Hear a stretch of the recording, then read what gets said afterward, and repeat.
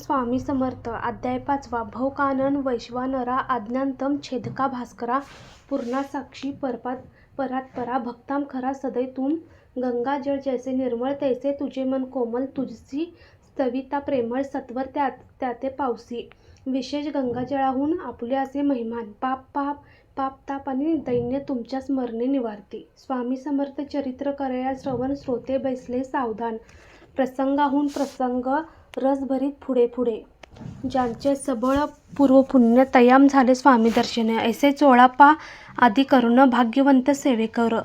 अक्कलकोट नगरात एक तपपर्यंत स्वामीराज वास करीत. भक्त बहुत जाहले. वार्ता पसरली चहूकडे.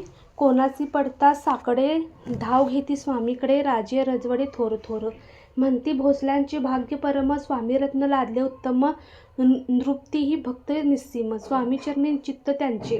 तेव्हा किती एक नृपती स्वामी दर्शन घेऊ इच्छित्या आणि आपल्या नगराप्रती आणू म्हणती तयासी. बडोद्या माझी त्या अवसरी मल्हारराव राजाधिकारी एखाद्या तयांचे अंतरी विचारेसा पातला. अक्कलकोटाहून स्वामीसी आणावे आपल्या नगराची मग कोणे एके दिवशी सभे माझी बैसले. दिवाण आणि सरदार मानकरी तैसे थोर बैसले असता समग्र बोले नृपवर तयाप्रती. कोणी जाऊन अक्कलकोटासी येते आणि स्वामीसी तरी आम्ही तयासी इनाम देऊ बहुत. त्यांचा राखू सन्मान लागेल तितुके देऊ धन ही वट पुरी वैकुंठ भवन वसता स्वामी होईल. कार्य जाणून कठीण कोणी न बोलती वचन कोणा एका लागून गोष्ट मान करवेना. तेव्हा तात्यासाहेब सरदार होता योग्य आणि चतुर. तो बोलला झाला उत्तर नृपा लागीन परियसा. आपली जरी इच्छा ऐसी स्वामी ते आणावे वटपुरीसी तरी मी आणीन तयासी निश्चय माणसे असो द्या. ऐसे ऐकून उत्तर संतोषला तो नृपवर. तैसी सभा ही समग्र आनंदात झाली. संजीवनी विद्या साधयाकरिता शुक्राजवळी कंच जाताम देवी सन्मानिला होता बहुत आनंदे करुणी. नृप्तीसह सकळे जन त्यापरी तात्याची सन्माने गौरव ओनी मधुरे वचन यशस्वी हो म्हणतो तया. बहुत धन देत नृपती सेवक दिले सांगाती जावया अक्कलकोटा प्रती आज्ञा दिली तात्याते. तात्यासाहेब निघाले सत्वर अक्कलकोटी आले. नगर पाहून संतोषले जे केवळ वैकुंठ.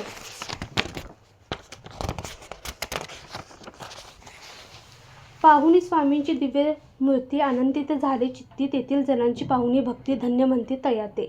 अक्कलकोटीचे नृपती स्वामीचरणी त्यांची भक्ती राजघराण्यातील युवती त्याही करीती स्वामीसेवा आणि सर्व नागरिक तेही झाले स्वामीसेवक. त्यात वरिष्ठ चोळापाधिक सेवेकरी निस्सीम. ऐसे पाहुणे तात्यासे विचार पडला मानसी या नगरातून स्वामीसी कैसे नेऊ आपण. अक्कलकोटींचे सकल जन स्वामीभक्त झाले पूर्ण. स्वामींचे मन रमून गेले असे त्या ठायाम. प्रयत्नांती परमेश्वर प्रयत्नकार्य होत सत्वर लढवून युक्ती थोर कार्य आपण साधावे असा मनी विचार करून कार्य आरंभली तात्यांनी. संतुष्ट राहावे सेवक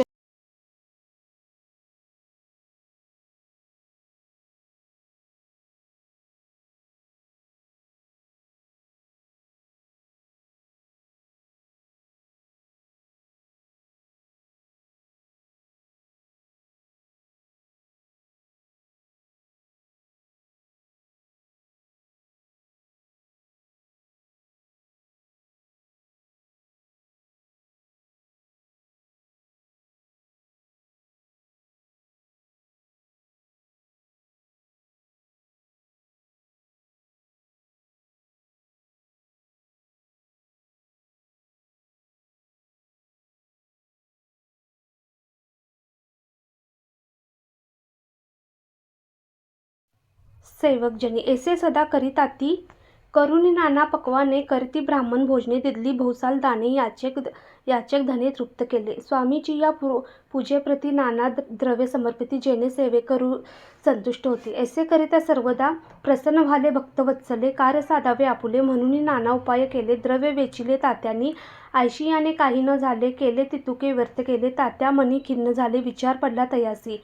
मग लढविली एक युक्ती एकांती गाठुनी चोळा प्रती त्याज लागी विनंती करती बुद्धिवाद सांगती त्या. जरी तुम्ही समर्थासी घेऊन याल बडोद्यासी मग मल्हारराव आदरेसी इनाम देतील तुम्हाते. मान राहील दरबारी आणि देतील जहागिरी असे नाना प्रकारे चोळापाते सांगितले. द्रव्याने सर्वे वशात चोळापासी लागले अशा तयांच्या अंतरी भरवसा जहागिरीचा भौसाल. मग कोणे एके दिवशी करीत असा स्वामी सेवेसी यतिराजे तया समयासी आनंद वृत्ती बैसले. चोळापाने कर जोडून विनंती केली मधुरवचनी कृपाळू होऊनी समर्थांनी बडोद्याप्रती चलावे. तेने माझे कल्याणे मिळेल मला बहुत धन आपुलाही योग्य सन्मान तेथे जाता होईल. ऐसे ऐकून या वचन समर्थांनी हास्य करूनच उत्तर चोळापा लागून काय दिले सत्वर. रामवल्लर नृपती त्यांच्या अंतरी नाही भक्ती मग आम्ही बडोद्याप्रती काय म्हणून चलावे. पुढल्या अध्यायी सुंदर कथा पावन होय श्रोता वक्ता स्वामीराज वदविता निमित्त विष्णुदास झाले. इति श्री स्वामी समर्थ चरित्र सारामृत नाना प्राकृत कथा समंत. सदा ऐकुनी भाविक भक्त. 5वा अध्याय गोडहा. श्री स्वामी समर्थ चरित्र सारामृत श्री स्वामी समर्थ बडोद्यास नेण्यास प्रयत्न नाम पंचम अध्याय. श्री सरस्तु शुभम भवतु. अध्याय 6वा. धरून शिशूचा हात अक्षरे पीडित लिहिवीत तैसे हे श्री स्वामी समर्थ चरित्रामृत. स्वामी समर्थ वदविती मी केवळ मतिमंद केवी वर्णू चरित्र अगाध परी माझा हा छंद स्वामी समर्थ पुरविते. ज्यांच्या वर प्रसादे करुणी मुंडा होय शास्त्रज्ञान त्या समर्थाचे चरण वारंवार नमित असे. कृपाळू होऊनी समर्था वदवावे आपल्या चरिता श्रवणी श्रोत्यांच्या चित्ता ब्रह्मानंद प्राप्त हो. सुरत रुची घेऊन सुमने त्यासीच अर्पावी प्रीतीने झाला ग्रंथ स्वामी कृपेने त्यांच्या स्पर्धी अर्पिजे. मागील अध्यायाच्या अंती चोळापा विनवी स्वामी प्रति कृपा करुनी मजवर्ती बडोद्यासी चलावे. भाषण ऐसे ऐकून समर्थ बोलते हसूनी मल्हार वाचिया म्हणे आम्हा विषयी भाव नसे म्हणून तयाच्या नगरात आम्हा जाणे नवे उचित अक्कलकोट नगरात आम्हा राहणे आवडे. ऐसे ऐकून वाणी चोळापा खिन्न झाली मनी त्यांचे सत्वर येऊन तात्याप्रती सांगितले. ऐसा यत्न व्यर्थ गेला तात्या मनी चित्तावला आपण आलो ज्या कार्याला ते न जाय सिद्धीसी. परी पाहावा यत्न करून ऐसा विचार केला मनी मग काय केले तात्यांनी अनुष्ठान आरंभले. ऐसे नान उपाय केले परी ते सर्व व्यर्थ गेले कार्यसिद्धीस न गेले. खिन्न झाले मुख त्यांचे. भक्ती नाही अंतरी दांभिक साधना ते करीत तय्या ते स्वामी नरहरी प्रसन्न कसे होतील. तय्यानी माजवली ढोंगे आणि केली नाना सोंगे.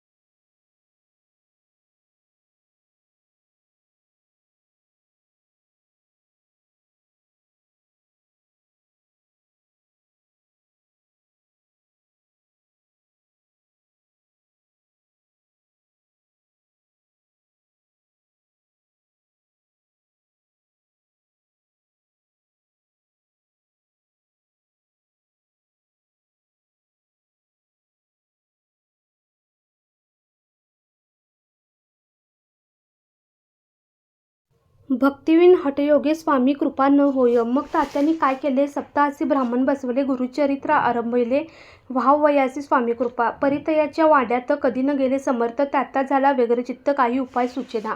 मल्हारराव नृपाने पाठवले ज्या कार्यकारणे ते आपल्या हातून होणे अशक्य असे वाटते. आत्ता जाऊनी बडोद्यासी काय सांगावे राजासी आणि सकल जनासी तोंड कैसे दाखवावे. आयशा उपाया करून न होती स्वामी प्रसन्न. आता एक युक्ती योजून न्यावे पळवून येतीसी. स्वामी केवळ ईश्वरपूर्ती ए नेने तो मदमंती म्हणून योजली कपटयुक्ती परी ते सिद्धी ते न जाय. असो कोण एके दिवशी साधून योग्य समयासी मेन्यात घालून स्वामीसी तात्यासाहेब निघाले. कडपगावचा मार्ग धरला. अर्धमार्गी मेना आला. अंतरसाक्षी समर्थाला गोष्ट विदित झाली. मेन्यातून उतरले. मागुती अक्कलकोटी आले. ऐसे बहुत वेळा घडले. हाही उपाय खुंटला. मग पुढे राजवाड्यात जाऊन या राहिले समर्थ तेव्हा उपाय खुंटत टेकले हात तात्यांनी. या प्रकारे यत्न केले परी तिथुके व्यर्थ गेले. व्यर्थ दिवस गमवले. द्रव्य खर्चिले व्यर्थची.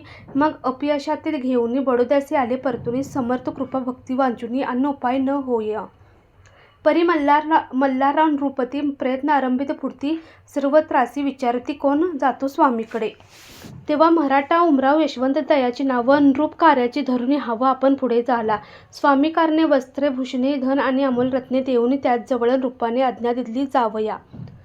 तो येऊनी अक्कलकोटी घेतली समर्थाची भेटी वस्त्रे अलंकार सुवर्णदाती स्वामी पुढे ठेविती. ती पाहुणी समर्थाला तेव्हा अनिवार्य क्रोध आला. यशवंता पाहुणी डोळा काय तेव्हा बोलले. अरे बेडी आणूनी सत्वर ठोका याचे चरणी ऐसे त्रिवार मोठ्याने समर्थ क्रोधे बोलले.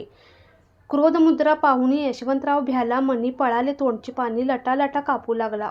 मग थोड्याच दिवशी आज्ञा आली यशवंताची सत्वर यावे बडोद्यासी. तेथील कार्याची सोडूनी साहेबा विषप्रयोग केला. मल्हारराव वरी आळ आला.